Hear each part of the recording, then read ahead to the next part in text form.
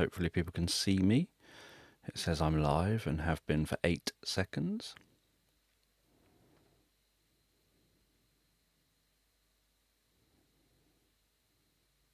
Hello, Fox, Ellen, Diddle, Andrea, Mandy. I think it's everyone I can see. Thank you for joining me here. Let me get up my creation page.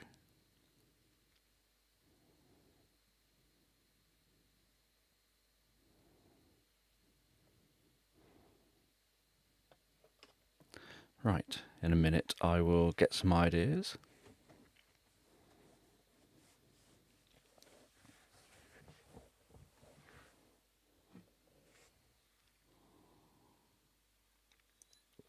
Hello. I still haven't edited any of the stories I've done during these streams, so I still don't know how the stories have turned out. I'm hoping they're all okay. Hello, Holly.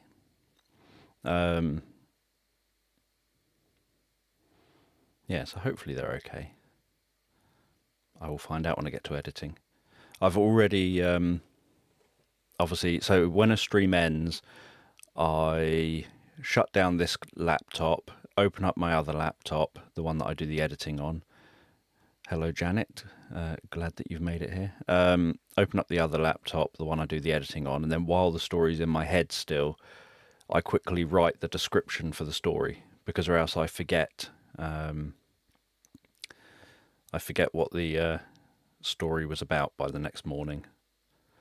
Hello, Margosia.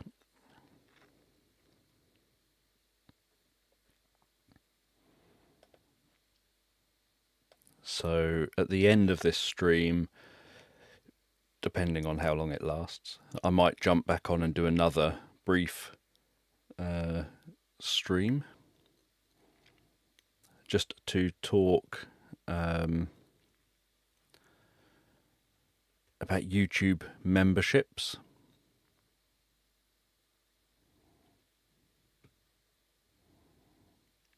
So I'm thinking of possibly starting YouTube memberships. And I'm about to move my chair over, but I need to see myself while I do that to see where I go. Ooh.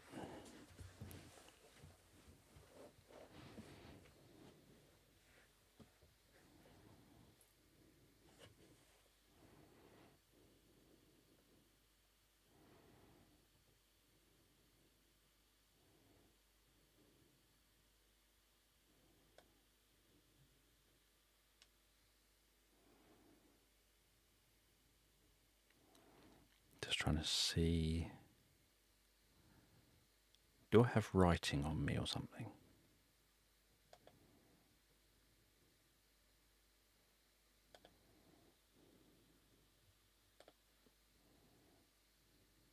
Oh, that's just that.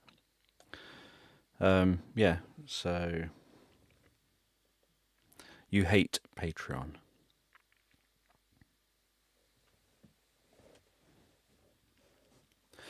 Well, there's obviously very, very good reasons why I was doing Patreon and not YouTube memberships. And Patreon and YouTube memberships would both be very different. So the idea is that, yeah, it's weird that some people, well, Diddle and Mandy, are saying that it doesn't accept your banking info. Because in theory, it should just be as simple. It just seems to use normal systems. But yeah, so ever since I started doing sleep stories, I always felt that the only thing that people really wanted as a perk, because this is kind of what people would always ask for as a perk, is ad-free listening. Because it's sleep stories, people would want to access them ad-free. And so the only way I could do ad free is obviously by doing the audio over on Patreon, because ad free doesn't work. I can't make YouTube videos ad free. So that's been the big problem. So YouTube obviously contacts me, just auto contacts me, but contacts me all the time saying, you haven't finished setting up, you're eligible for YouTube memberships, you haven't finished setting it up. But since 2019, I've put it off because I've thought, well, the reason to do memberships or anything like that would be, and the reason I used Podbean before that, is that I could offer ad-free listening to my stories, whereas on YouTube it's ad supported, and YouTube memberships never allows you to do an ad-free option. So I always thought, why on earth would someone sign up to a sleep story channel or a meditation channel for YouTube memberships when what can they offer that anyone would be interested in, when the only reason that you'd really do it is to get ad-free access to content, the one thing I can't offer on YouTube. So I did Patreon so that I could offer ad-free. And recently I've seen that most of the other sleep story channels do YouTube memberships and they do Patreon, and they obviously charge very significantly more than I do, which I also think could be perhaps why I get fewer people signing up to my Patreon than other channels do. So one thing that I was told years ago, I was doing teaching, obviously teaching hypnotherapy, and because of my background of growing up incredibly poor, and everything I wanted to learn was always behind a big paywall, I always thought, well, whenever I get the chance to make knowledge available, I'm going to make sure it's not behind a paywall. And if I can help people, I don't want that to be behind a paywall. So I've always tried to make it so that everything is as affordable as possible. And when I was teaching hypnotherapy courses locally, I eventually was on a course, I think in 2007, and I met somebody who said, "Oh, you're the Dan Jones that runs courses in near where I live," and said, they look really, really good, but I've never attended one of your training courses because you always offer them for so cheap. So I've always thought you're either someone who's completely rubbish because you're offering it so cheap, or you're somebody who, there's a scam involved somewhere. It's going to be, come to this training course for like £25 for the day's training, and then I'm going to try and pitch a bigger course to you to try and get you to sign up to the bigger course. And so they were like, I just took it as he's either actually rubbish, even if he looks like he's not, or he's a scam artist and all he wants to do is scam people onto a bigger, more expensive course. So I worry, and I've spoken to a number of people, I worry that that's the same thing that's happening now. That for years now, I've done, I think since 2021, I think I started Patreon. I've done it for just a flat £3 fee. You get everything. You get ad-free, access to all my past content, Patreon exclusive content, and obviously at one stage I started off trying to do so. If you're a Patreon, I'd take your ideas and I'd make a story with your ideas. And so I thought, let's just put it all under one fee rather than something under multiple tiers or something that is too expensive. So people who really need the content, in theory, you can access and support it. And I decided not to do YouTube memberships because the one thing that I felt people would want from me is ad-free access to my content. But now, obviously, I'm thinking given that all these other sleep story channels and meditation channels, I've gone and checked out different channels to see what offers subscriptions like Patreon or YouTube memberships. They all offer I've seen channels where they will have 3-figure offerings, monthly offerings, that do what I do. So if you want to suggest story ideas and have a story made with your ideas, that will cost you hundreds of pounds. I don't do that. I just let you offer me story ideas and I'll make the story. But I do think I probably need to at least go part way there.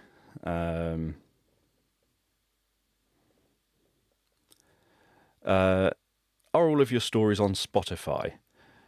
All my stories end up submitted to Spotify, so they do end up all on Spotify, but there's a big delay in getting things on there because it's a lot of hard extra work that I have to put in.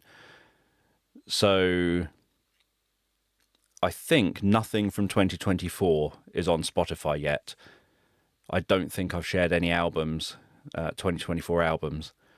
So everything prior to 2024 is all on Spotify. But I think the last albums I uploaded to Spotify were during 2024 for content from before 2024. I'm reasonably confident that I don't think all my 2024 stuff, or obviously 2025 stuff, is on there yet. There might be some 2024 stuff on there. But I have one playlist that I've shared on YouTube multiple times, but one playlist that I just go on Spotify when new albums post, and I add everything to that playlist so that people can find it all in one place. Anything from 2021 or 2022 is 100% all on Spotify. There's only... so obviously it costs... The challenge with Spotify is that obviously it costs me money to share it onto Spotify, and per album I don't really ever make the money back. It costs me like £20 to submit an album's worth. So the most it's a fixed fee for the album. So it's either £10 for one single song, as it's thought of, but for me, one story. So it's either £10 for one story to share onto Spotify, or £20 for one album. And one album can fit 40 tracks. I can submit 40 tracks per album. So obviously I accrue 40 sleep stories, and then I submit an album of 40 stories, because that's far more cost effective to submit 40 track albums nowadays than it is to submit. I used to submit about 12 to 15 tracks per album, but now I just wait until I've got 40 tracks and then submit a 40 track album, wait until I've got another 40 tracks, submit another 40 track album, because that's so much more cost effective from my end. And then all you can do is submit it and then hope that they decide to include it. So far, YouTube Music hasn't included all my stuff. They don't give any reason why not. It's just that they make the decision whether they want to accept it or not. So YouTube Music hasn't accepted all of my content. And YouTube Music also, annoyingly, even though it says that you can submit to say that audio content is my content and I want it linked to my YouTube channel, and in theory it says you just have to submit your channel ID so that they can link the two, YouTube has never linked the two together. Multiple times I've tried to get YouTube to link my YouTube Music, as in my audio versions of all my stories, with my YouTube channel, so it's all in one place, but they haven't done that yet in all the years. So I've been submitting sleep stories to what was Google Music and is now YouTube Music. since I think 2016 or 2015, something like that. But yeah, all 2021 and 2022 stories are on there and have been on there probably since 2022, 2023. So yeah, so they've been there all along. The only stories that weren't on there that have been added more recently is where I was going through the year or 2 years of editing my 2018 stories that I did, the 40 that I did for my 40th. I went through editing those 40 stories, and that took me ages to do. And I was fitting that around, obviously, creating up-to-date content. So to edit those 40 stories took me a couple of years. So those, I think the last of those only ended up on YouTube last year, the last batch of the 2018 stories. But yeah, everything from 2020 was probably put on there in 2020 or 2021 if it was at the end of 2020. Everything from 2021 was put on there. I did a lot of stories in 2021, I think. So that was all put on there during 2021 and then into 2022. I think most of the albums listed that they were 2021 or 2022 albums. But yeah, it's all on there. And the quickest way to find them is to go to the list, the link that I've shared in the YouTube, what's now posts. So YouTube have changed the community tab to a posts tab. Hello, Bumblebee. YouTube have changed the community tab to a posts tab, and they're rolling out a new community. This is very confusing. A new community tab on YouTube on people's channels. So they've changed community to posts so that it's not confused with community when they roll that out. And community is where anyone, if you accept it for your channel, anyone at all can then comment on your channel, in the community section of your channel. vidIQ were given access to it, so they've tried it out. In 3 days, their community section on their channel had, I think, about 250 spam comments or comments that YouTube itself blocked, and about 250 to 300 accepted comments. So what vidIQ said is there's absolutely no way for the creator of a channel to moderate this, to be able to go, you take too much time to try and moderate the community posts. So nobody knows how it's going to go. So the idea is that anyone at all can then post videos, share videos, post photos or images, can write on your channel wall, and just sort of all sorts of things. So with vidIQ, they found that most of the comments that people had left were people self-promoting their own channels across lots. Just that's what will probably happen across lots of people's channels. Will end up predominantly with spam. And what vidIQ found was that because in 3 days there was 300 or so comments posted in the community bit, no one could see their 3 comments or 4 comments that they posted across those 3 days, because they were lost within the hundreds of posts by random people. So I don't know how that's going to go, but the idea is supposed to be that it's supposed to foster community. Hello, Barindra. So it's supposed to foster community. It's supposed to be that you as the creator don't have to be responding to all these comments on your channel. They're not like comments on a video where the expectation is that you'll probably respond to the comments, or at least acknowledge them with a heart or whatever. The idea is that it's supposed to be about your community, having a place where your community can chat and interact with each other like you're doing in the live chat now, where you've got this space where you can post funny memes, and you can talk about those memes, and you can talk about the content that channel does, and you're all have that shared interest of being part of that channel's community. So far, though, at least what vidIQ shared, on their channel, it's largely kind of just people self-promoting, spamming their own channel, saying, go and join my channel, go and join my channel, kind of comments, with no one then responding to those posts, because no one cares about someone saying, come and watch my channel, my videos are better than this or whatever. No one cares about that. So no one's been responding to other people's comments. So it's not really been working as this community thing like YouTube wants.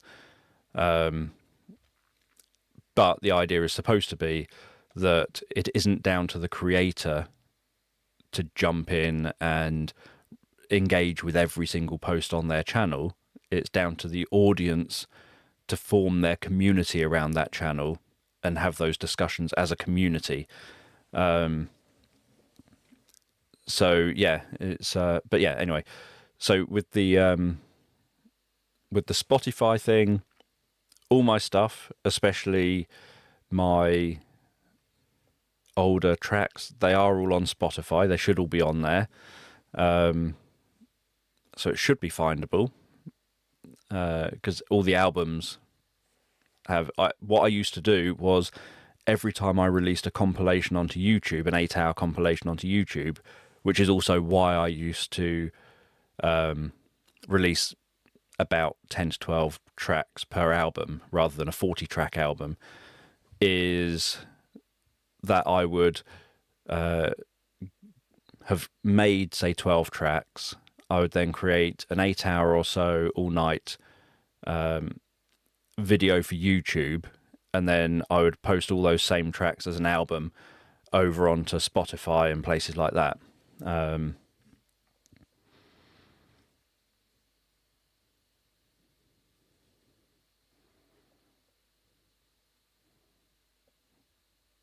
Yeah, the idea of the Facebook page or Facebook group was that had a community section where you're supposed to be able to engage. Like, it has like a breakaway feature where you're supposed to be able to break away and engage in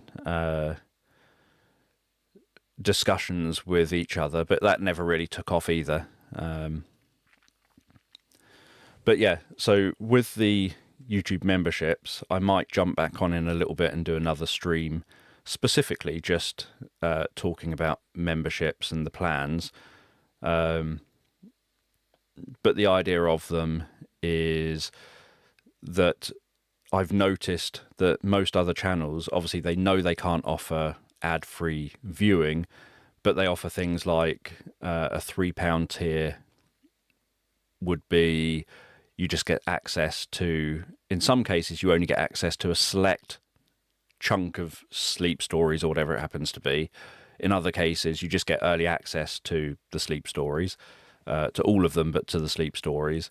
Then they normally have like a £5 or £7 tier where you get, say, a couple of extra stories a month or something. Then you get like a £20 tier or £25 tier where you get to maybe have something else, like take part in a live stream or something. So, and then I've seen some that have like a £50 tier, or in some cases even higher, where you get to that. So yeah, normally that there's a tier that's about £25-ish, where, yep, today I'll be live, but I will be doing a story in a minute, but it will be created here live for you with your ideas. So I have no idea what the story will be about yet. Yeah, so normally there's a tier where they say you can vote on a poll to decide which sleep story you want to be released next, which to me always feels like, well, all the sleep stories are done, so they're all going to end up going live because they have to have been kind of made. And then there's a higher tier where you get to suggest ideas for sleep stories. So historically, I've always done this all under one tier.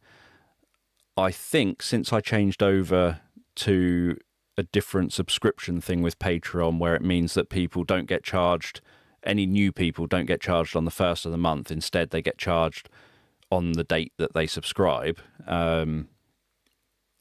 a perk of that is that Patreon lets you alter your tier plans. But also it says that when you alter the tier plans, you can tick a box to say everyone who's currently on the plan at the rate they're paying at the moment can stay paying the same rate, but new people then pay the higher amount. So I'd probably do that over on Patreon. But the for YouTube memberships, I'll probably have to create tiers over here that'll be slightly different because you don't get ad-free content at all, because I can't do that because YouTube won't let me. So I'll have to just create some tiers, and these live streams will probably be the top tier option for the live streams that I do, and that'll be the same. Obviously, that'll be the same for Patreon. The top tier of Patreon would then be the live streams, being able to interact and create stories, and then there'd be my plan would be that there'd be a once a month kind of catch up stream where I'll just go live for a few hours to talk whatever people want to talk about, not tied to, like a community catch up, not tied to having to create stories or anything, but just something where everyone in the community can jump in, chat, I can chat and just interact for a couple of hours or something. So, what ideas do people have? We're a well-behaved community. That sounds like a mantra that someone's been told to say. Like, I will not scribble messages on the chalkboard. I will not scribble messages on the chalkboard. But I'd want to... It annoys me when I'm subscribed to something and then the subscription goes up to me. So I would want to... I would only do it for Patreon if I can tick a box that says that nobody's I can make sure anyone who's currently subscribed stays on the same subscription price. Right. Telephone box. Oh, I'm confusing myself. I'm writing on one side of the screen, but I wanted to read something. Where was it?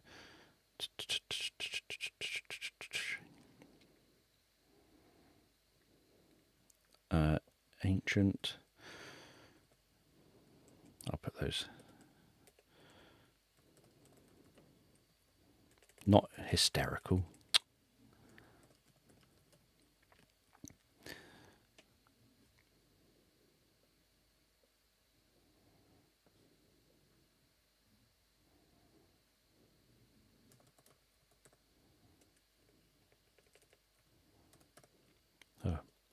One problem is when I type on my big laptop and then I go to typing on my, I read that as Elvis, small laptop,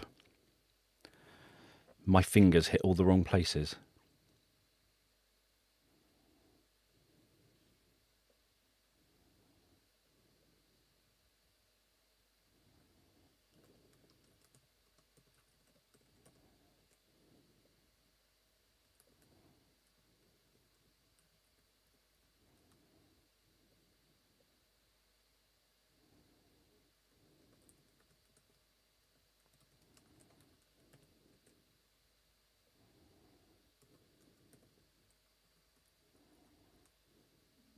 Jimbo. Over here it is 9:32, so about 15 minutes after I would like to have started.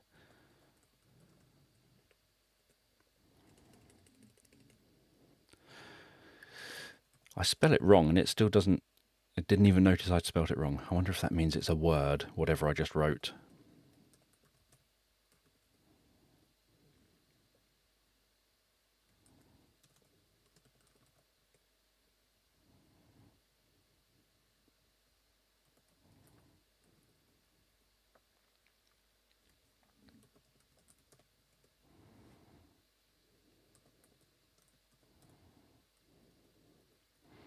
Are you trying to encourage the same suggestions as the story, I don't know, whatever week it was, the candlestick story.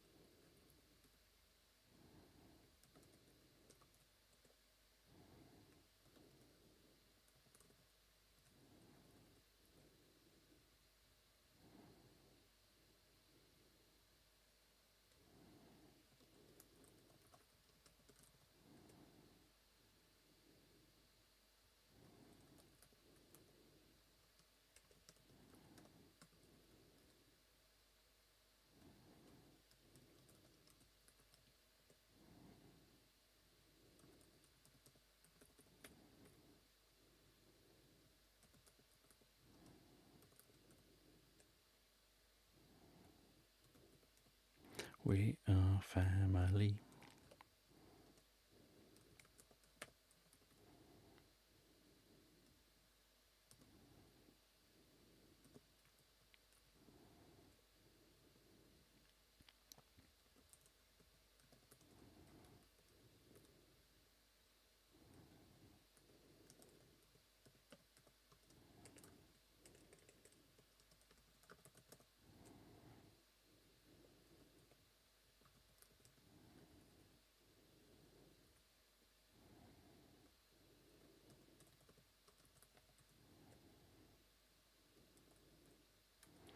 Elephants.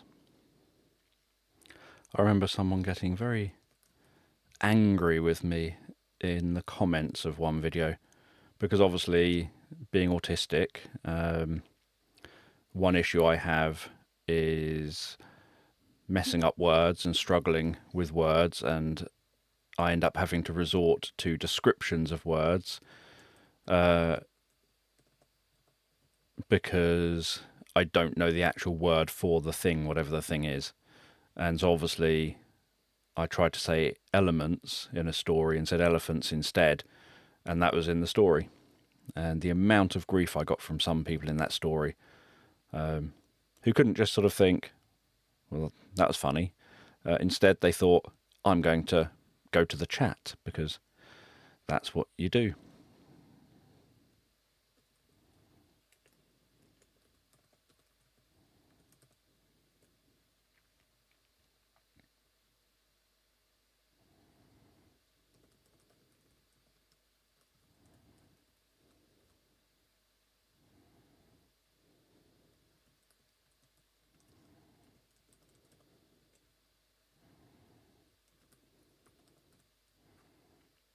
Lizard people. I don't know how many other people watch the Y-Files, seeing Hecklefish, always going on about lizard people.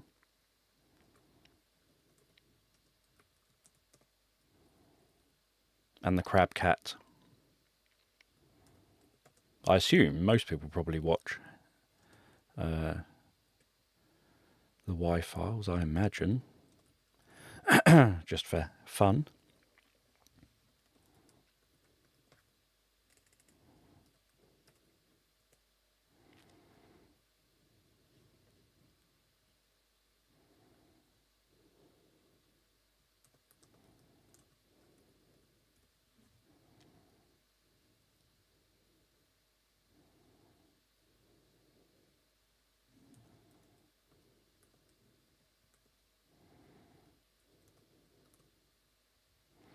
Let me count. 1, 1, 2, 3, 4, 5, 6, 7, 8, 9, 10, 11, 12, 13, 14, 15, 16, 17, 18, 19, 20, 23, 24.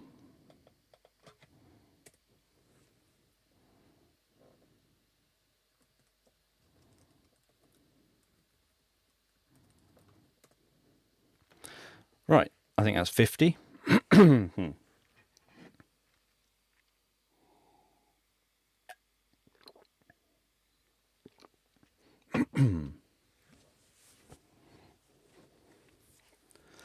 So, I may be back not long after the stream ends, as I say, to do a very brief stream about YouTube memberships, although I've probably talked enough in this stream about it already. And so I'll end this stream as normal, but then shut the computer down, open the other computer up, write the description down for the story, whatever that happens to be, and then I will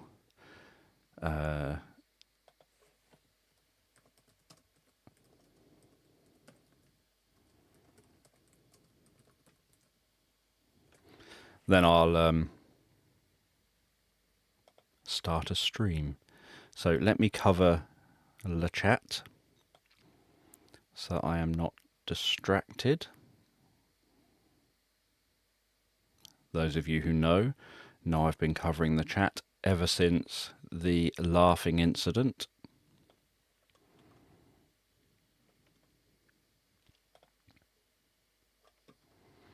Right, 9:40.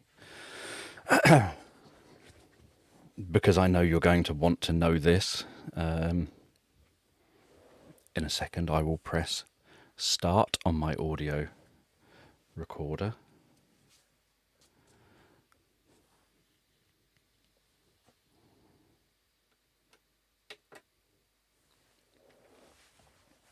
And then get comfortable. Do.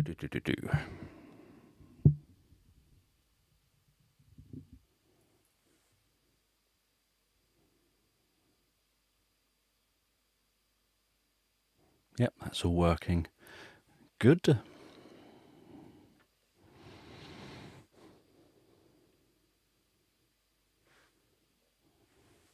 Now's when my sleep app tells me that I've been asleep as I relax, as I talk to you. So just take a moment to allow your eyes to close and allow yourself to begin to relax. And as you begin to comfortably fall asleep, I don't know whether you'll drift asleep faster to the sound of my voice or whether it'll be to the spaces between my words. And as I comfortably drift asleep, and as you comfortably drift asleep, I'm just going to tell this bedtime story in the background.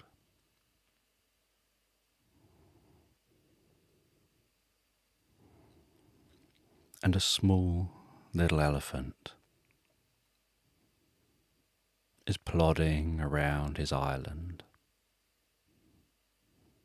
each footstep thudding gently on the grass. The sounds of birds wafting from a distant forest, water lapping on a sandy shore. The trees rustling in the breeze.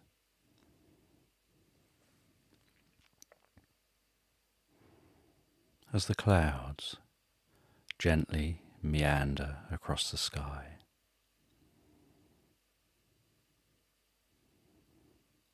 And this small little elephant, which walks on its back 2 legs, is bright pink, wearing a tie-dye shirt and a piercing on the tip of its trunk.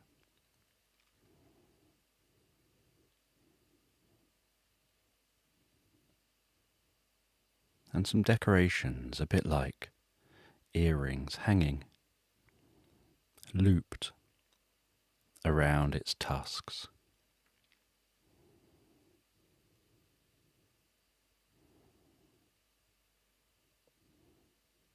And a patch of spiky, electric blue hair in the middle of the top of its head. Walks around exploring this island.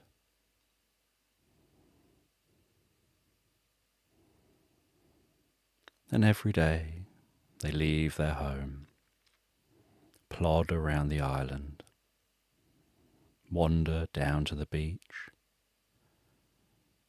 watch as the fish swim in that sea,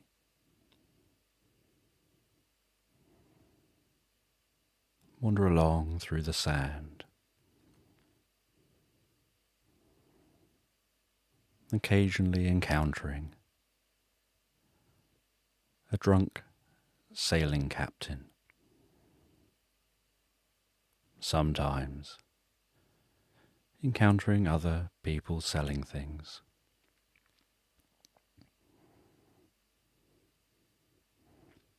Occasionally they notice things in the ground, like marks where it looks like something's buried, and they stop and dig up different bits and pieces of treasure.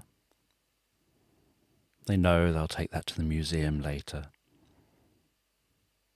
or take it to a shop, see if anyone wants it. And they wander around and talk to the other residents on the island.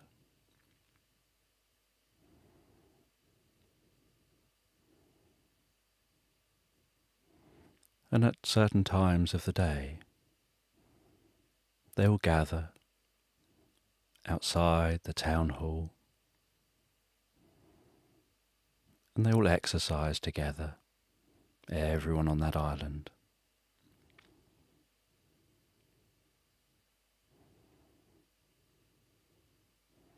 And while this elephant explores the island and goes from house to house, saying hello to all their friends, in one house they spot something intriguing. While sitting down having a cup of tea with the resident in that house, they notice a book on a shelf. And something about this book just seems to jump out at them. It seems like a very ancient book of deep historical significance.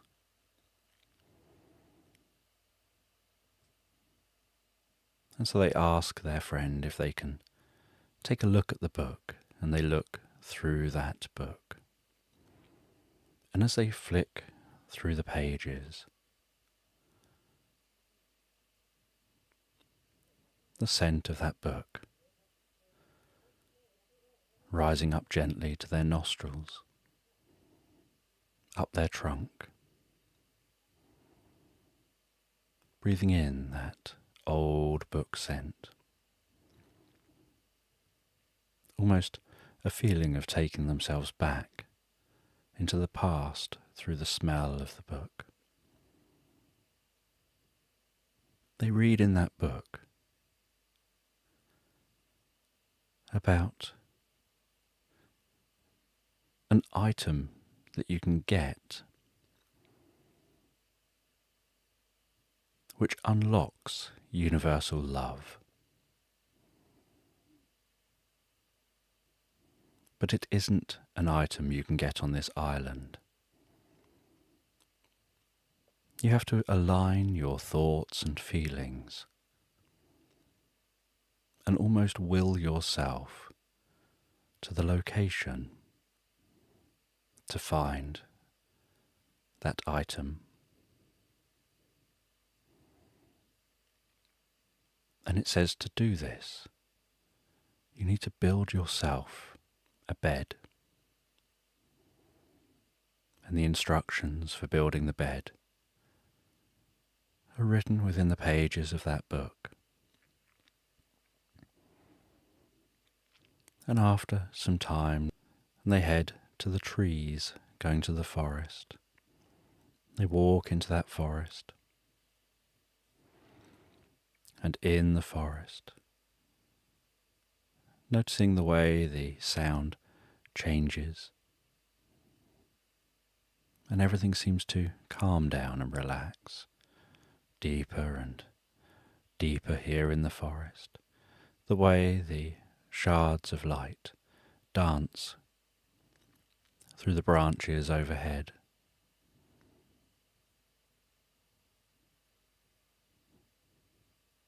Beaming across the forest floor. The crunch of walking over the leaves. They head to a specific type of tree, and they have to chop down that tree. And then with that tree, they begin to cut that wood and begin to make a bed. And they form themselves the frame of a queen-sized bed.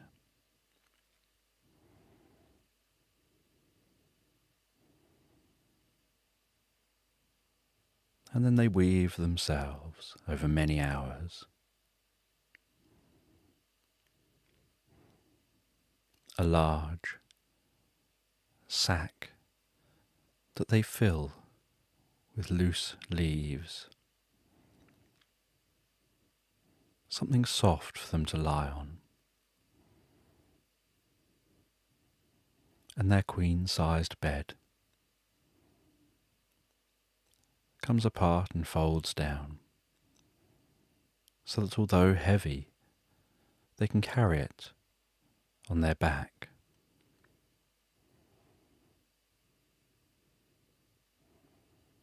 And they set up that queen-sized bed, having followed the instructions in the book. They place their homemade mattress on top of the frame, lie down comfortably on that bed, and as they do, they have the strangest experience. They notice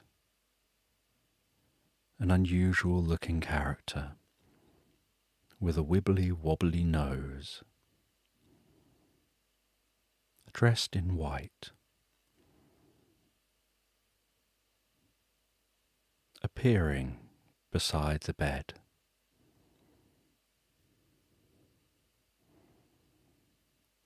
They introduce themselves as Luna.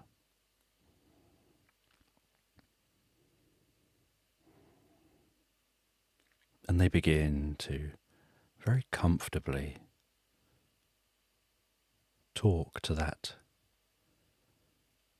elephant, guiding them gently to sleep, suggesting they're getting deeper and deeper relaxed, feeling more comfortable. And as they notice their eyes closing, their body feeling heavier and heavier, they notice a purple mist forming around them. That mist becoming thicker and beginning to spread up around them higher and higher, thicker and thicker, until it's higher than the bed, and then it starts to go white as it gets thicker and more dense. And then in what feels like a brief flash, out of that white, the purple mist begins to fade.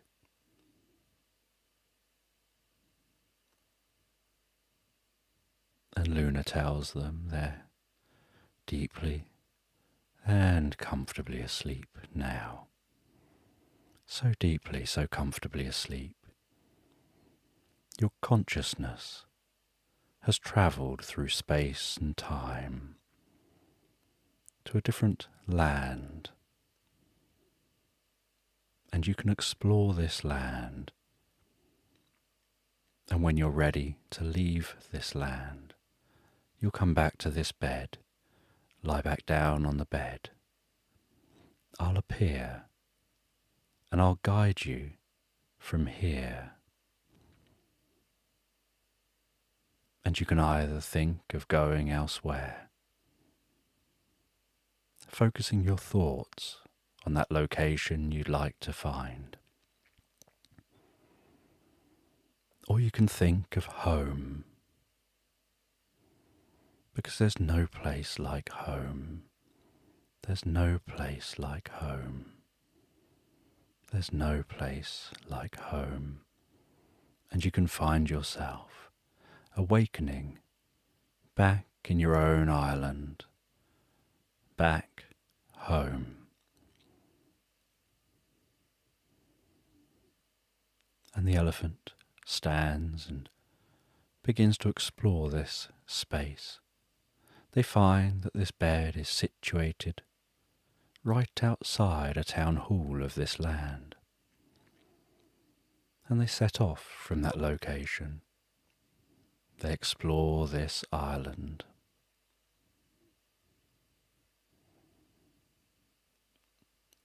And this searching for universal love seems like an almost titanic task. And they begin by exploring the meadows of this island. They see dragonflies flitting around the meadow, bees buzzing in and out of flowers, butterflies landing on flowers, drinking from those flowers. The warmth of the sun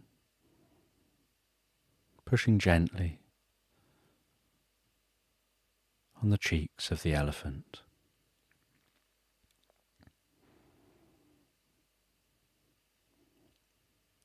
And they continue exploring, walking through this meadow, smelling the sweet scent of the wild flowers.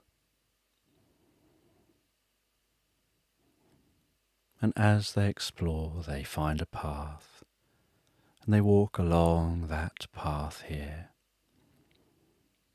And as they walk along, they see what looks a bit like a rhinoceros standing at a lemonade stand. And it offers them a fizzy drink. And so they drink that fizzy pop, the bubbles rising up and then down their trunk, tickling as they pop from the top to the bottom, leaving a lemony scent wafting up and down their trunk, with each breath in and out that they take. The bubbles giving a slight light-headedness, a lightness that seems to almost fill their body.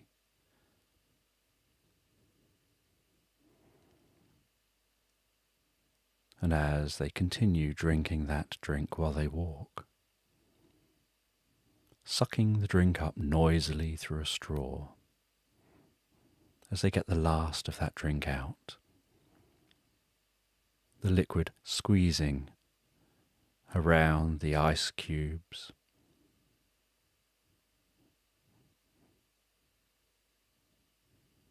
they head into the town. They go to the local shop here. They don't see what they're looking for there. They head into a bakery, followed by their nose. In the bakery, they buy themselves some breadsticks and a donut.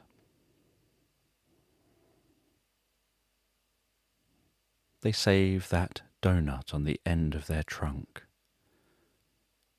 as they munch and crunch through the breadsticks while continuing to explore this land. They head up a slope to a higher level, looking down around the land. They head over a small river with fish just gently and delicately swimming around, following a path down, heading past a telephone box which happens to be ringing. As they stop at the telephone box, they answer that telephone. But it isn't for them. It's just a penguin calling, saying that they're overdue on their igloo insurance. They need to give their bank details to make sure that the payment can be processed so that their igloo is well insured.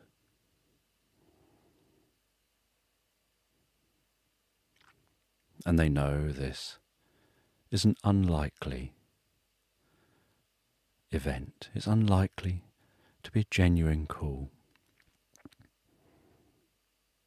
And so they decide to play along for a while, keeping the penguin on the call, saying, I've just got to search my pockets. Hang on a minute. Oh yes, here it is. My number is 45279. Oh, sorry, no, I got that wrong. It's 4398. No, sorry, that's the wrong number. It's so anyway, how's your day been?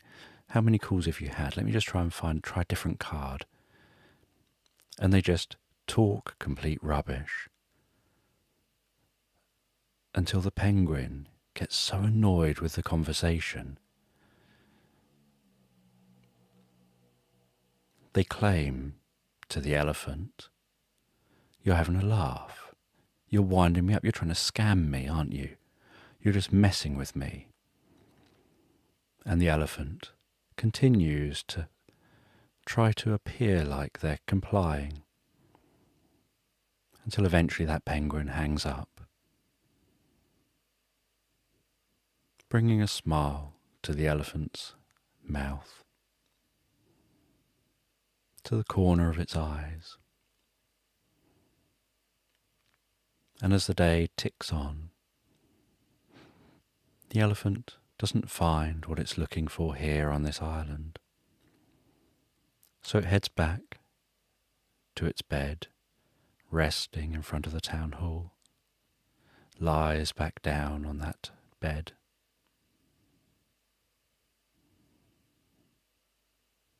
Luna appears once more. And once more Luna guides them gently into the deepest dreaming sleep, saying you're drifting deeper and deeper asleep.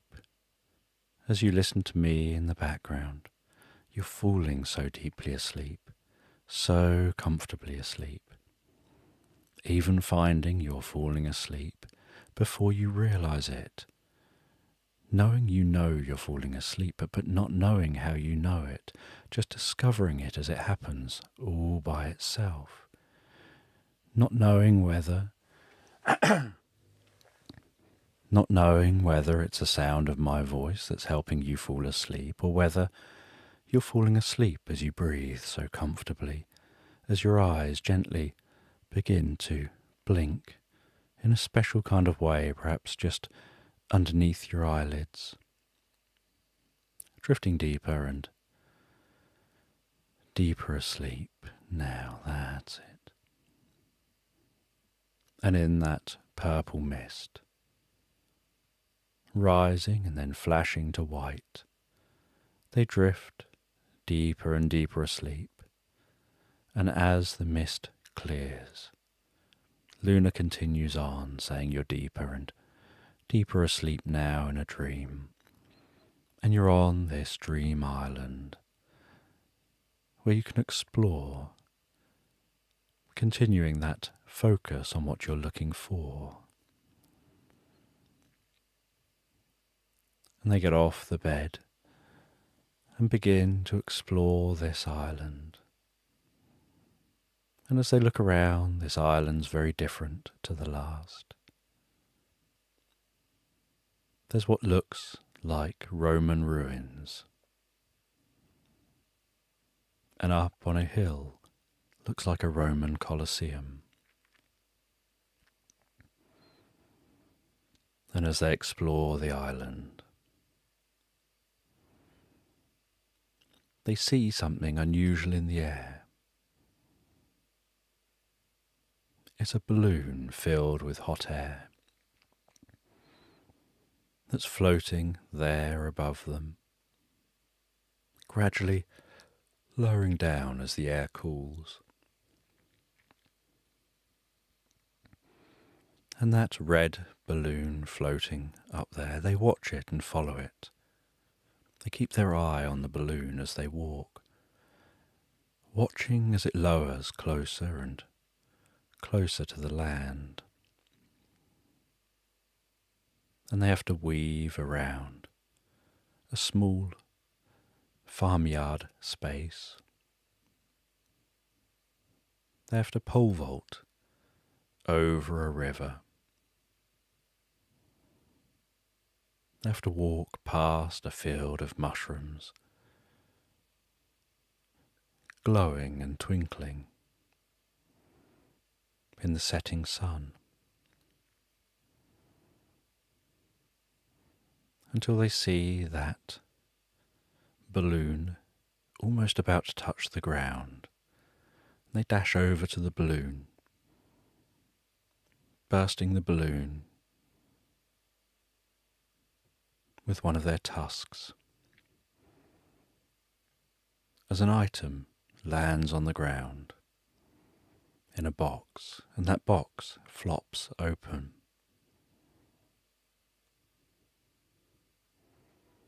And inside the box is what looks like a doll,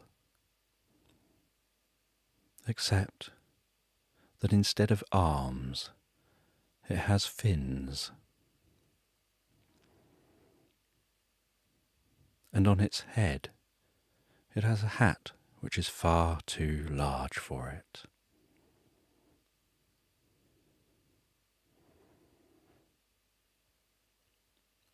And so the elephant picks that up and looks at it. Looks at that curious sight of a small doll with an oversized hat, with fins instead of arms, and a tail instead of legs.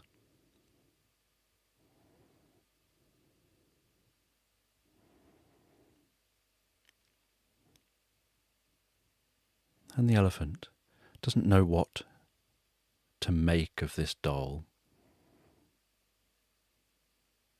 but decides to carry it on them, for now anyway, as they continue to explore. And while exploring and heading through what seems like Roman ruins,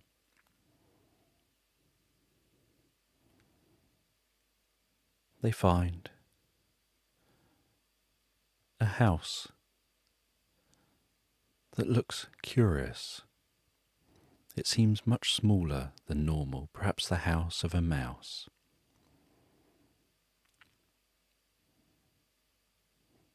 And it's in the base of a tree. And they crouch down as low as an elephant can get. They tap on the door. And they hear walking and trudging like someone trudging down some steps, and then some clicking and clacking, and then the door opens, and a squirrel answers and says that they were just enjoying their evening tea in front of the telly with their family. Who is it and what do you want? And the elephant explains they're on a quest. They're trying to find something. They're in search of universal love.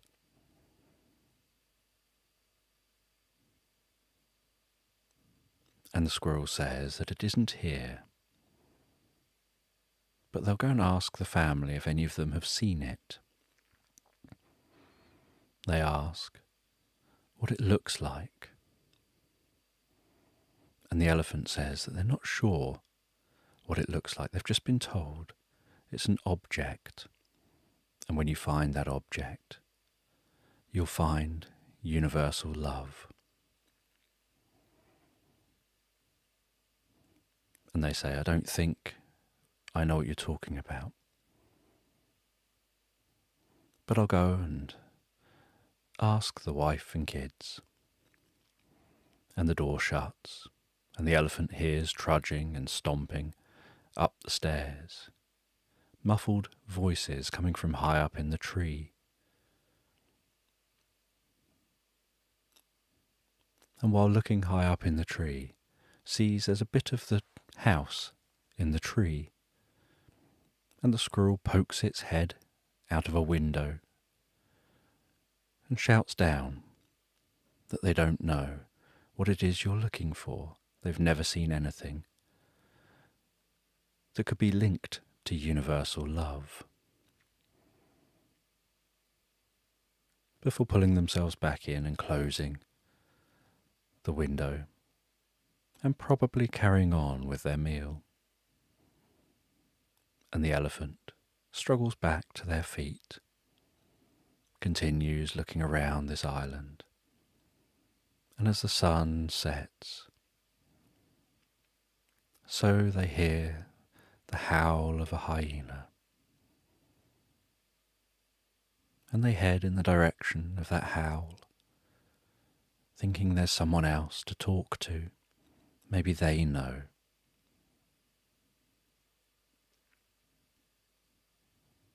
And they see that hyena lit by the moonlight, its shadow stretching across the landscape as it stands up on a hill, howling away.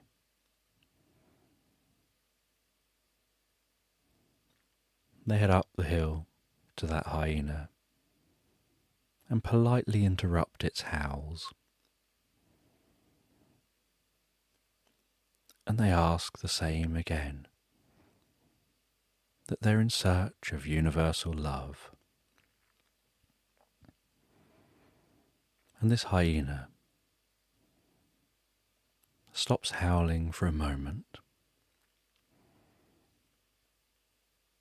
and says that they don't know how to help you to find universal love, but they do know someone who perhaps could.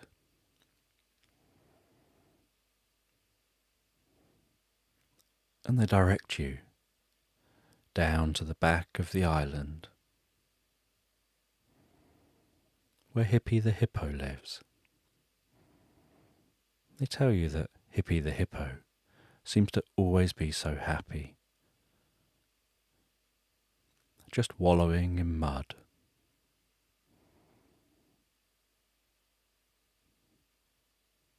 And seems to take a very chilled approach to life. If anyone here can help you to find universal love, it'll be them.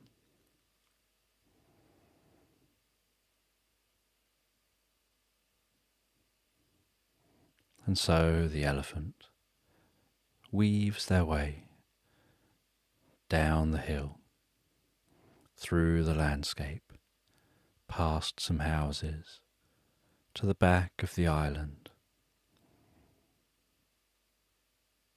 and can hear sloshing and sploshing and splishing and splashing,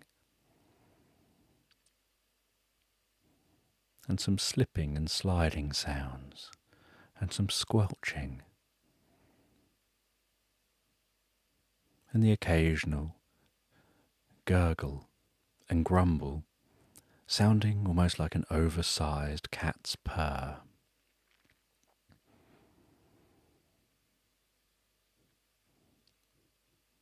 Eventually finding that hippo. And as they find that hippo, the hippo looks up at them and seems so relaxed, so calm, its body so loose and limp.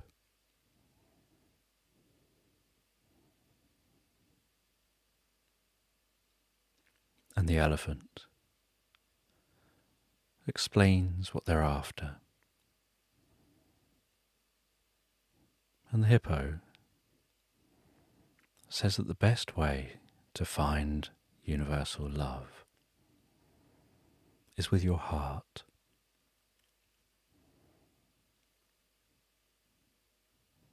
When you move from island to island, you need to think of the person you love most. But focus on the feeling, not the person. Focus on the experience of that feeling and allow that feeling to grow within you, to almost tingle through you, from the top of your head to the tips of your toes, tingling as if you have electricity running through your body, as if you're alive with that feeling of love. And allowing that feeling of love to almost emanate out from you, like a golden thread reaching through space and time.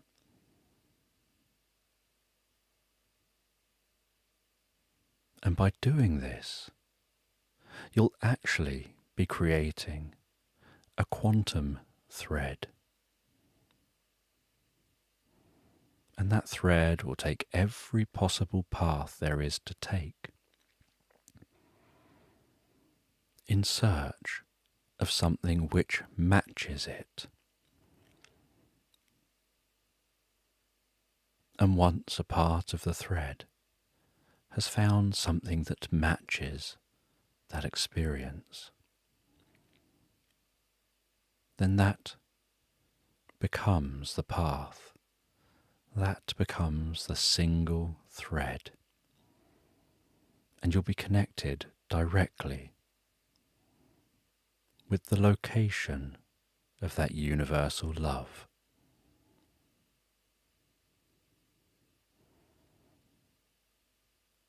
And the elephant explains they're unsure how to do that.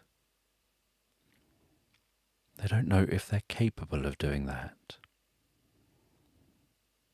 And that once they lie down, ready to move to the next location, the transition begins and happens faster than they have time to get themselves prepared in that way. And so Hippie says, they know someone who may be able to help. Teach them. If they just head along the coast a little bit further, they'll come to a small cabin. And inside that cabin is Beaker, the elf. And Beaker is skilled at being able to help people develop altered states. and to help people to be able to access and hold on to those altered states when they need to. And so the elephant thanks Hippie, tiptoes as carefully as they can around the mud, trying not to splash any on their tie-dye clothing. Finishes off eating that donut. Walks their way along the coastline, dragging their feet gently through the splash of the water along the edge of the shoreline as they go. The sound of the waves lapping up onto the shore and pulling back out to sea, lapping back up onto the shore and pulling back out to sea.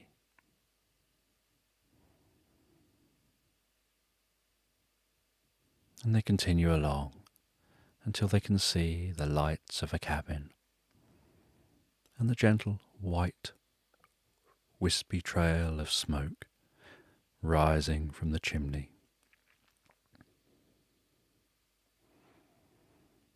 They arrive at the door. They knock gently.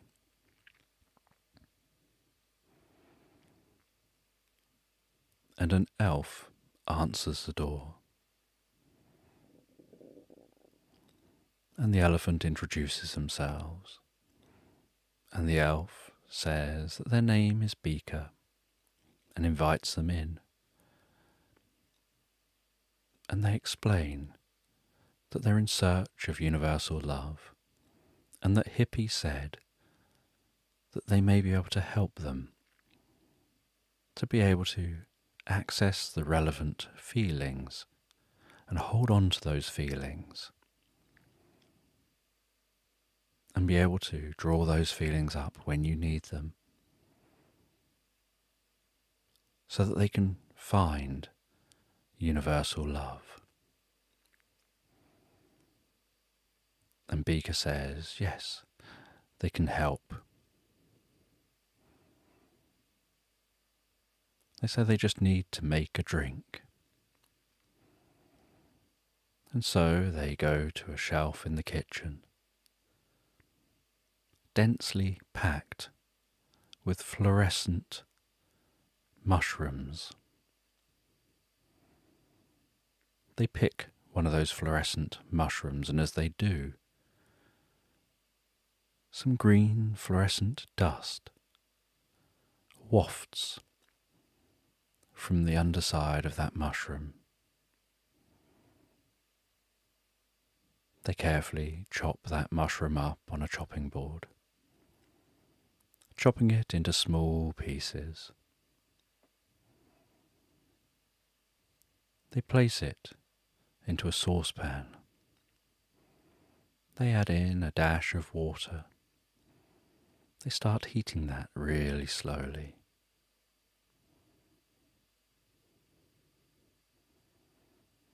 They mix in a few herbs. They add in a few other ingredients. And it begins to form a light paste in the base of the saucepan.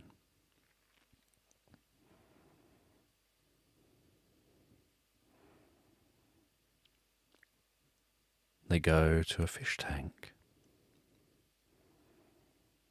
They lift up a puffer fish in that fish tank. They squeeze out a little bit of puffer fish juice, a bit like ink from the puffer fish. They add a drop of that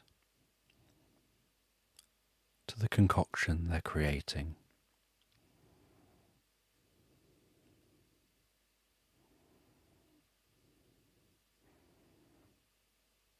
They go over to a small jar on the counter that's dusty, looks barely used. They blow the dust off the top of that jar. They struggle for a little bit to open the jar while holding it at arm's length. They take a very small spatula's worth of what's in that jar and place that into the saucepan, sealing the jar quickly and then stirring that saucepan. A purple puff of smoke now rising from the saucepan. And the elephant asks what was in that jar. It has a very strong smell. And they say that it's kiwi that's been absorbed through 1,000 years through the digestive system of a bingo bird. They consume things very slowly and they live a very long time. But it absorbs and mixes as it passes through and creates an almost magical substance.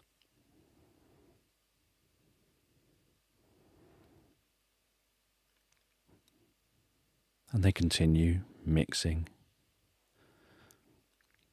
that saucepan, it bubbling gently.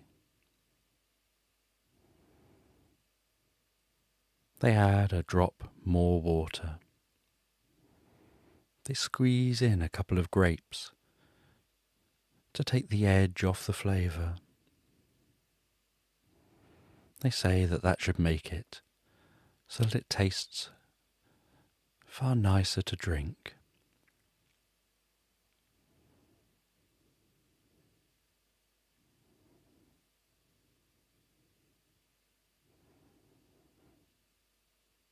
And once it's done, they leave it poured into a glass just for a moment to settle. Tiny little bubbles slowly rising up within the drink and popping on the surface, while tiny little particles sink down within the drink, settling on the base of the drink.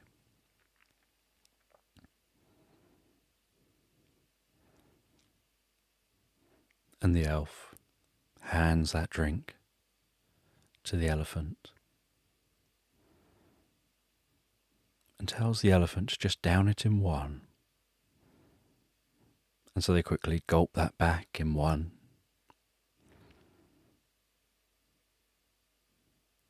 They hold their eyes shut while they do that. Swallow that drink.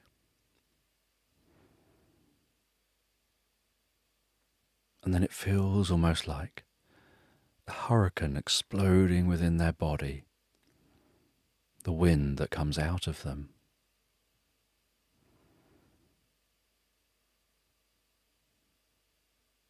They honk out their trunk. Their tail flaps away. Their ears flap. Their tusks jiggle and jingle.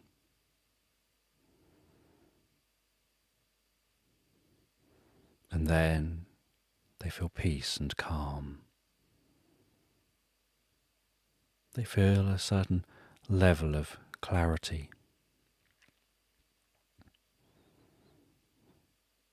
A stillness to everything around them. And in that stillness, their eyes start watering slightly in an incredibly happy kind of way as their body fills with so much love.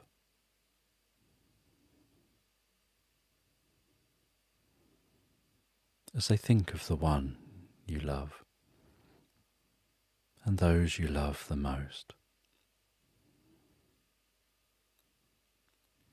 And that connection with them. And it's almost like a golden light begins to fill their body.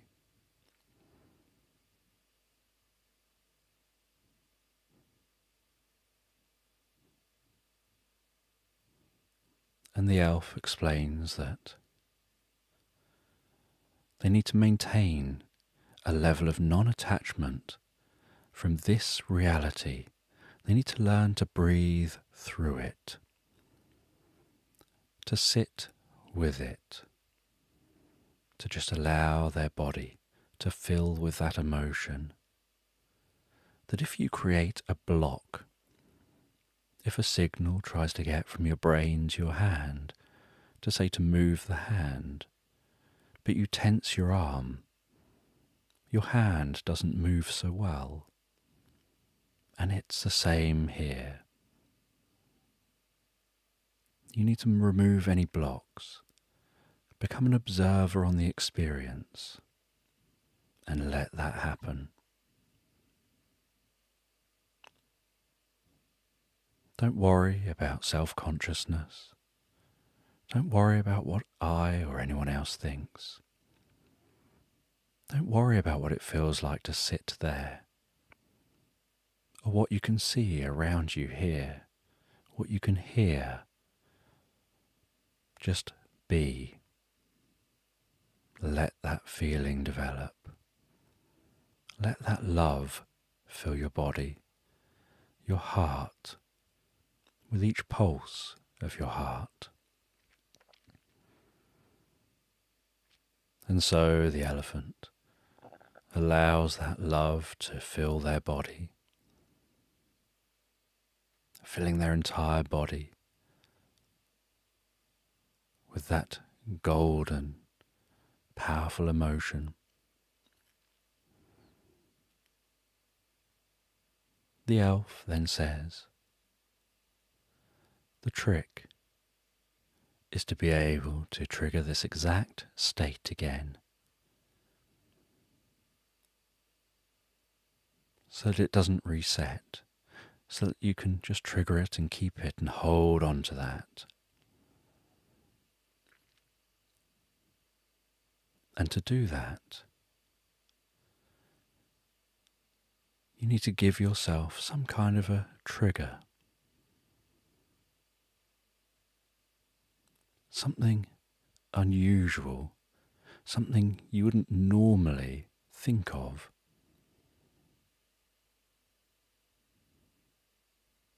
And in a light bulb moment, suddenly the elephant remembered that doll with fins and how unusual that is.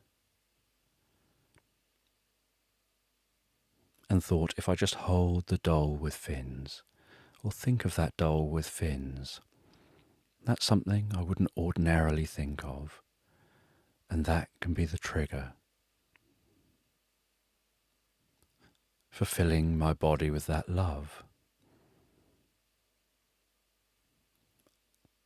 And Beaker hands them that doll, and they squeeze it gently as they hold on to that and hold on to the feelings of love. The feelings of that love tingling through the body, reverberating within the chest, perhaps quivering gently in the chest, maybe in the eyes. It totally fills them up.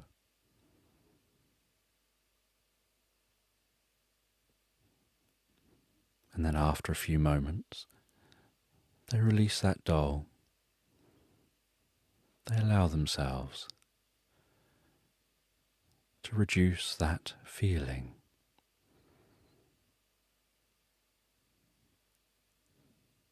That experience that's enhanced by that drink.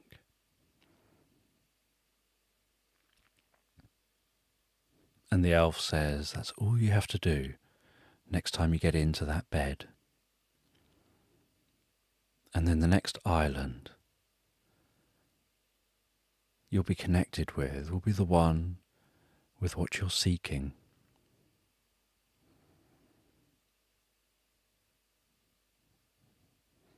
And after a brief rest here, they set back off. They find their way back to the bed. As they lie down on the bed, so Luna appears again and tells them they're drifting and floating deeper and more relaxed asleep. And as they begin to drift asleep, so they hold that doll with fins. They feel that feeling instantly begin to spread around their body, filling them from the top of their head to the tips of their toes, pulsating around their ears, quivering their trunk, like a golden light within them, and a golden thread spread out through space and time to connect with where they're heading. And that purple cloud raises up around them, turns to white, and as that cloud fades, and they hear Luna saying, "You're on a dream island, drifting and floating so peacefully, so relaxed asleep."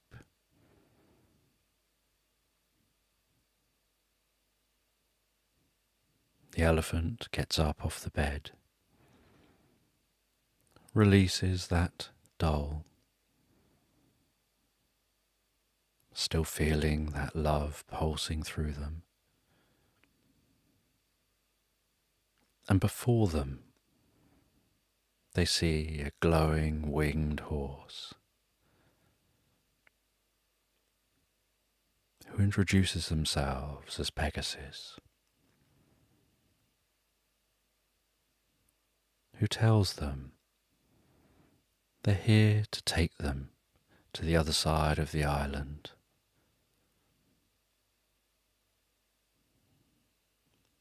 And they climb heavily on top of Pegasus. And Pegasus launches into the air on a cloud of sparkling light,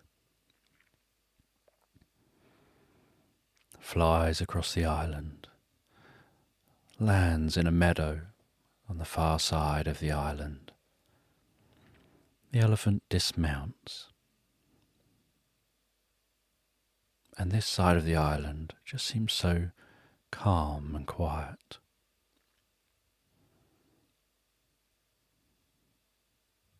And Pegasus says that the rest of this journey is theirs to make. And they begin to walk through this meadow. Crickets jumping through that grass, the sounds of their legs rubbing together as the sun rising on the horizon.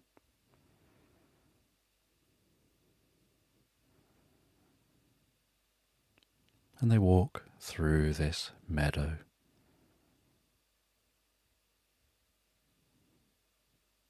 And they see somebody in the distance walking along holding a candle.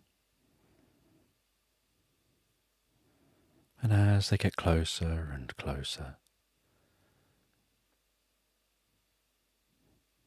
they see that it's a very, very hairy person. And they introduce themselves as the Hairy Potter. They came to this island decades ago to retire here, and as part of their retirement, they were to make all of the pottery, not just for this island, but for all the islands, while they keep watch over the sacred entrance.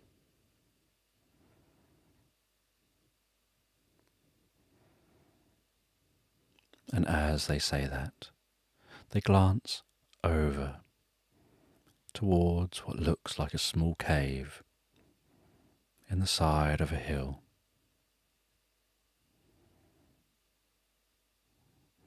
And they say that legend has it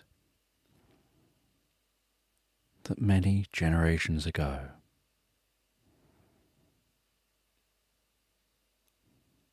lizard people built the land. And those lizard people placed mud together and clay together in such a way, mixed with the hearts of flowers,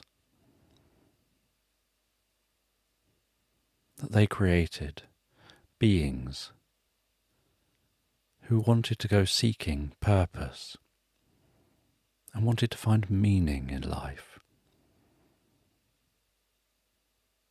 who'd go out of their way to do different jobs and tasks, setting themselves small goals, building the buildings, doing the farming, doing all of the different jobs, not because anybody makes them do it, because it's in their nature to want to do something with their life rather than nothing.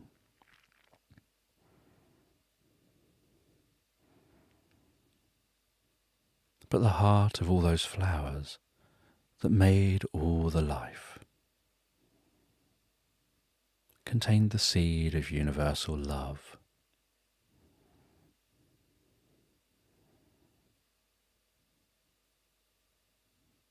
And the ultimate seed of universal love was placed within that cave.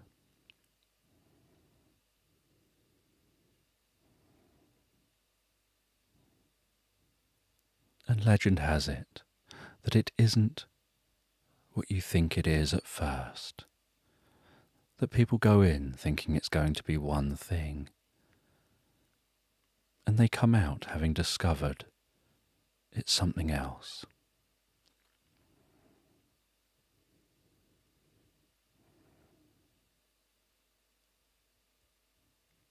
And they walk with the elephant to the entrance to the cave. The sun still hanging low in the sky. The birds singing softly, as if singing in anticipation of what's to come. As if all life here is watching and waiting.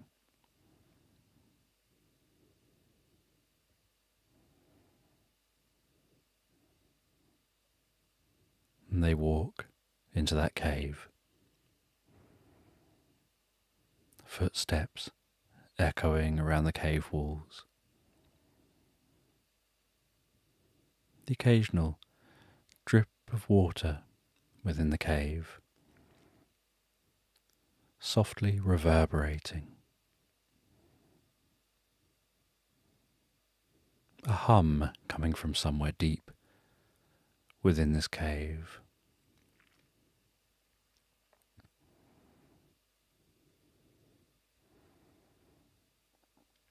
And in the heart of this cave, it opens out into a large chamber. They walk into that large chamber.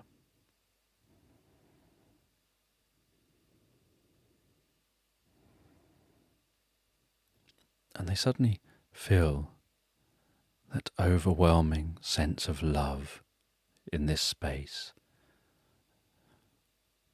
The same deep sense of love they felt when they were channeling that love through themselves.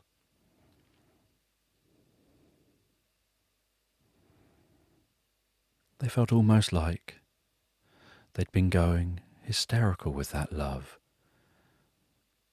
like they had to breathe calm and slow, to control their emotions. That even having a good thing too much can be overwhelming.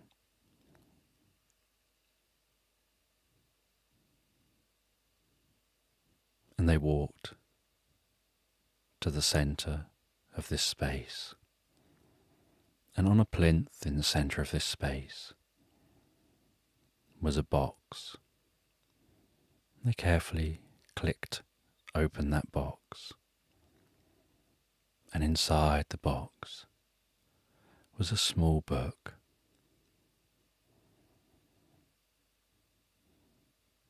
And they felt a bit anxious about opening that book, unsure what it would reveal.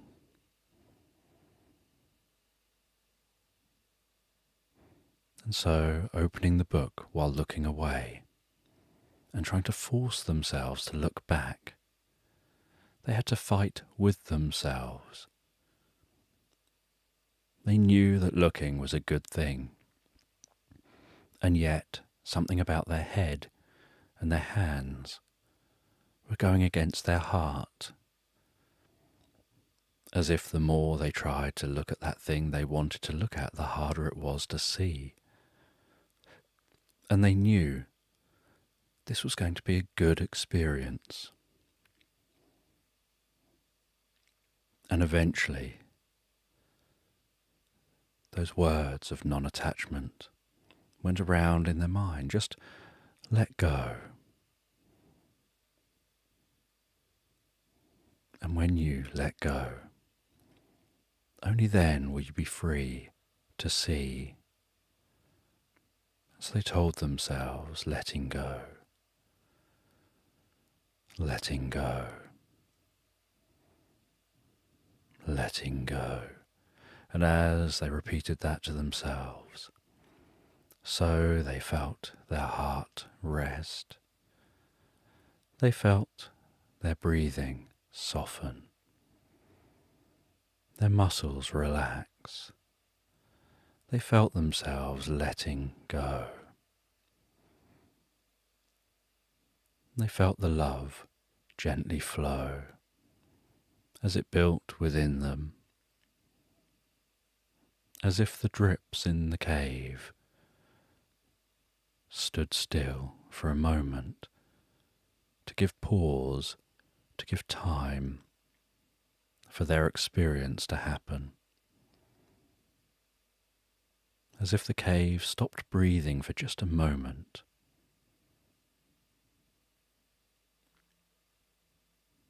And they opened the book.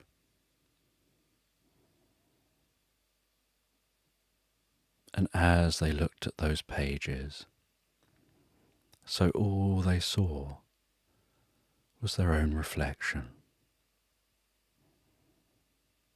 But not just their own reflection, but the reflection of the space around them.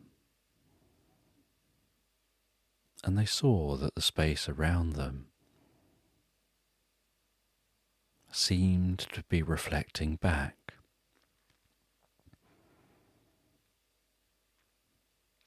And they gazed at themselves in that reflection. And they could almost see a golden aura surrounding them,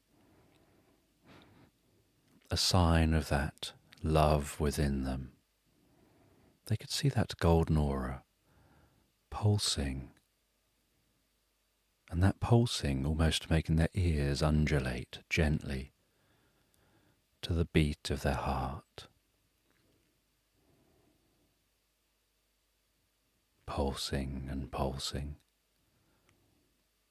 and seeming to pulse and synchronize with their own reflection,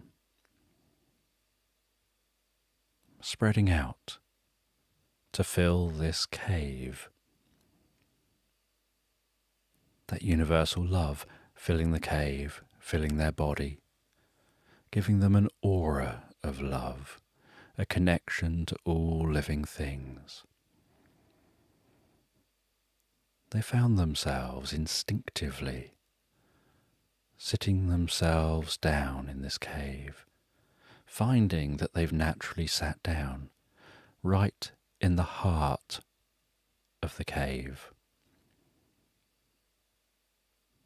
as if this cave is shaped in such a way that it amplifies that love. And closing their eyes, they were aware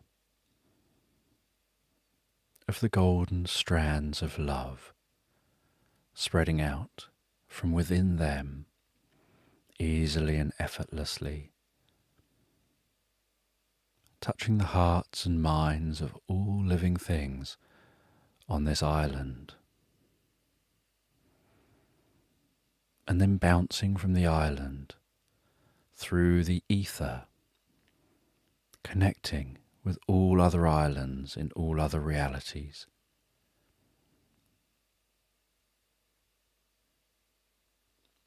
Something that would be overwhelming if at the same time they weren't also remaining still and non-attached, being an observer on their ongoing experience, letting that happen, letting go deeper and deeper. And as that love spreads out and touches all things, and they connect deeply in a resonance with all living things,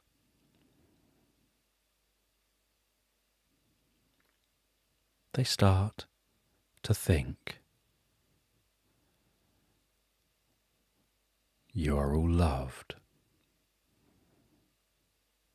I wish for you to all be happy, to all be healthy, to experience well-being and good thoughts, to wake up experiencing a pleasant life full of love and happiness. And they think that and they say that over and over, spreading out to all living things that message down those golden tendrils of love. You will be happy, you will be healthy, you will experience love within yourself, and for all things. And they keep reciting that over and over again, seeing the way that strengthens the universal love, the bond, those golden threads, that universal connection that all living things have. And an awareness, everything is just stardust in a different form.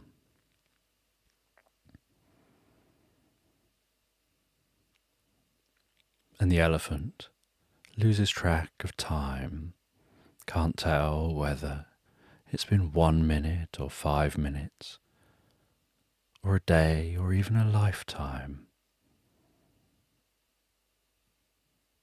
Time stands still. And they find that as they explore this love, they notice that universal love doesn't just extend to all life currently existing. But as they move back and see the bigger picture, they notice that love spreads through the past, the present and the future, spreading love to and within all living things of the past, all living things in the present, and all living things in the future, increasing compassion, fostering forgiveness, deepening well-being, and love for all things, and appreciation for life and love and everything within it.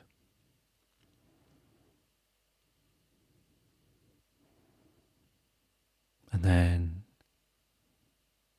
drifting back into their body, connecting with themselves and the love they now hold for and within themselves,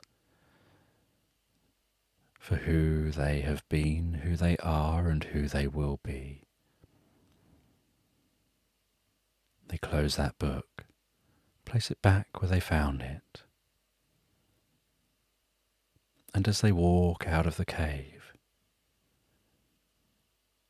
so they feel like they're walking on air. They somehow feel lighter than they felt before. They head out of that cave,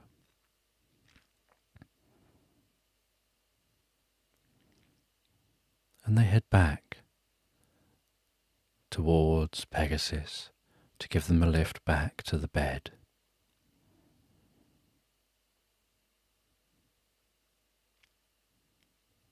And while flying on Pegasus, they're aware of that connection they fostered with all things here and everywhere else.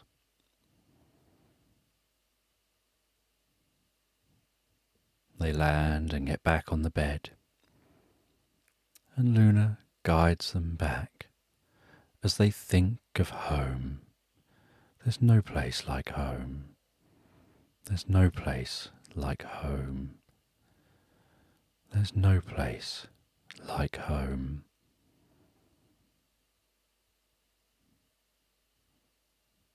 And Luna says, you're awakening at home, back in your own island. And they awaken on their bed as it was first laid.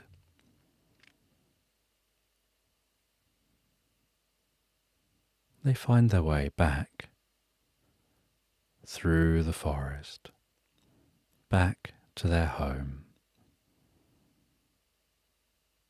They've had a very long day, travelling across multiple islands, through multiple times, connecting with all life of the past, present and future, looking forward to being home. And they settle down at home, enjoying a cup of tea by the fire.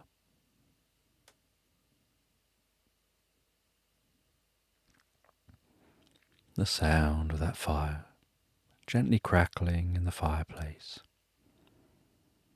The sun setting, crickets heard outside, rustling their legs together, chirping away. The occasional sound of an owl hooting in the distance. The moonlight tickling the window pane, its silvery light dancing gently within the room to the orangey glow of the fire. The leaping shadows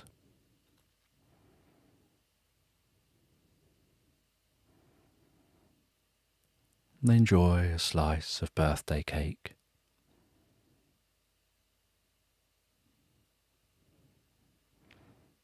Before calling Elvis their cat, who gets up, stretches, arches their back, and follows them to the bedroom.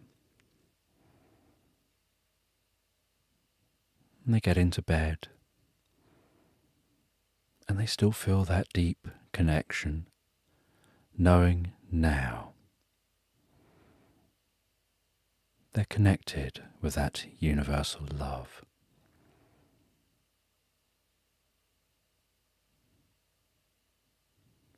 As they begin to drift and float, asleep, hanging on to that love,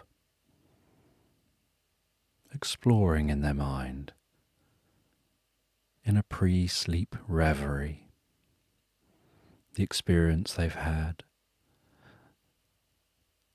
and the characters they've met along the way.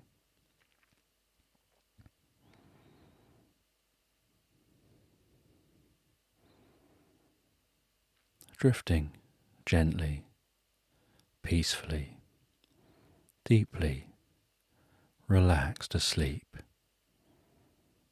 into slumberland, sleeping so well all night long.